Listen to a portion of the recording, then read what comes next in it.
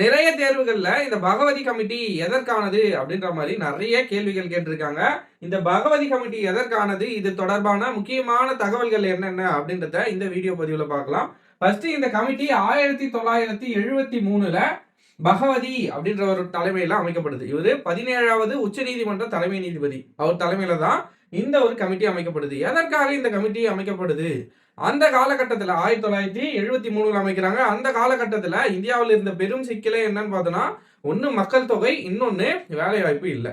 மக்கள் தொகை அதிகமாக இருக்கிறதால வேலை வாய்ப்பும் இல்லாத காரணத்தால அதற்கான தீர்வை கண்டுபிடிக்கணும் அப்படின்றதுக்காக இந்த ஒரு கமிட்டி அமைக்கப்படுது.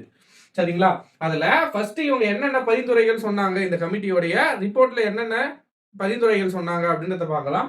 ஃபர்ஸ்ட் கிராம வளர்ச்சி திட்டங்கள், சரியான கிராம வளர்ச்சி திட்டங்களை கொண்டு வரணும். அப்பதான் கிராமத்தில் இருக்கிற மக்களுக்கு வேலை வாய்ப்பு கிடைக்கும்.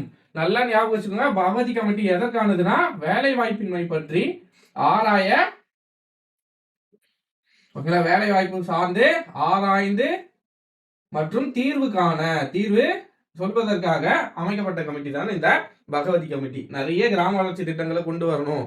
அதே மாதிரி உழைக்கிற உழைப்பாளர்களுடைய வாரத்திற்கு 48 மணி நேரம் உழைக்கிறது 41 மணி நேரமாக குறைக்க வேண்டும்.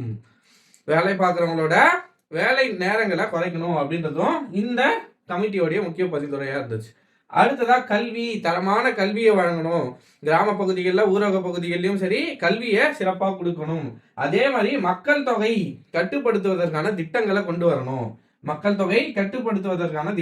வரணும். மேலும் ஏற்றுமதி செய்கிற சின்ன சின்ன பொருட்களை ஏற்றுமதி செய்யறவங்களுக்கு வரி சலுகை வழங்கணும். அது மட்டும் அல்லாமல் ஒரு தேசிய குழு ஒன்று அமைக்கணும். வேலை வாய்ப்பையும் அதே மாதிரி மனித வளத்தையும் சார்ந்த ஒரு தேசிய குழு ஒன்று அமைக்கணும் அப்படின்றதும் இந்த கமிட்டியோட முக்கிய நோக்கங்கள். தேர்வு நோக்கில பகவதி கமிட்டி எதனுடன் தொடர்புடையது அப்படின்னு கேட்டாங்கன்னா, வேலை வாய்ப்பை குறித்து ஆராயும் அதற்கான தீர்வு காணவும் அமைக்கப்பட்டது இந்த பகவதி கமிட்டி. இவர் யாருன்னு பாத்தீங்கன்னா 17வது உச்ச நீதிமன்ற தலைமை நீதிபதி.